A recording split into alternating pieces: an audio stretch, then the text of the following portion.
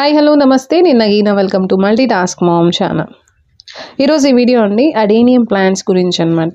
ఈ రైనీ సీజన్లో మన అడేనియం ప్లాంట్స్ని ఎలా సేవ్ చేసుకోవాలి, ఎలాంటి కేర్ తీసుకోవాలి అనేది టోటల్ 6 టిప్స్ అండి మీకు షేర్ చేయబోతున్నాను. సో ఫస్ట్ ఇక్కడ నా ప్లాంట్స్ ఎలా ఉన్నాయని చూపిస్తున్నాను. మొత్తం కూడాను చాలా హెల్తీగా ఉన్నాయి, బాగా ఎక్కువగా గ్రోత్ ఉందన్నమాట. జనరల్గా మనం రైనీ సీజన్లో ఎక్కువగా గుబురుగా ఉంటే చీడపీడలు ఎక్కువగా అవుతుంటాయని మనం ప్రూనింగ్ చేస్తూ ఉంటాము.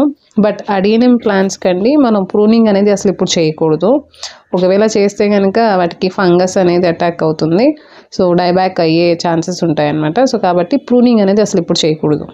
సెకండ్ టిప్ అండి, ఇట్లా మొదల దగ్గర ఎండిన ఆకులు, పండిన ఆకులు, ఒకవేళ మల్చింగ్ చేసే ఏమన్నా ఉంటే కనుక అలాంటివి ఏమైనా ఉన్నా, ఏమన్నా స్టోన్స్ కానివ్వండి, అలాంటివి ఏమైనా ఉన్నా కూడాను వాటన్నిటినీ తీసేసేయాలి.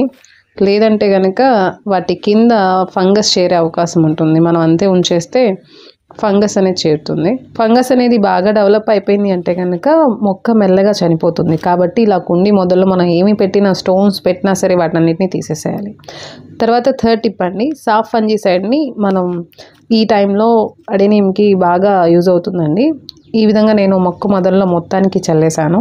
జనరల్గా అయితే 1 లీటర్ వాటర్లో 1/2 స్పూన్ అనేది ఫంగిసైడ్ని నీళ్ళలో కలిపి మొక్క మొదల్లో పోస్తే సరిపోతుంది. ఫంగస్ రాకుండా ఉంటుంది, దానివల్ల మొక్క చనిపోకుండా ఉంటుంది. సో నేను ఇప్పుడు కంటిన్యూస్గా ఇక్కడ 3 డేస్ నుంచి వర్షాలు పడుతున్నాయి కాబట్టి ఇట్లా నేను మొక్క మొదల్లో చల్లేసాను. తర్వాత ఫోర్త్ టిప్ అండి, వారానికి ఒక్కసారి వర్షం పడని టైంలో మనం 1 లీటర్ వాటర్లో 1/2 స్పూను ఫంగిసైడ్ని కలిపి మొక్క పైన కూడా స్ప్రే చేయాల్సి ఉంటుంది. తర్వాత ఫిఫ్త్ టిప్ అండి, ఈ రైనీ సీజన్లో వీటికి అసలు వాటరే ఇవ్వకూడదు.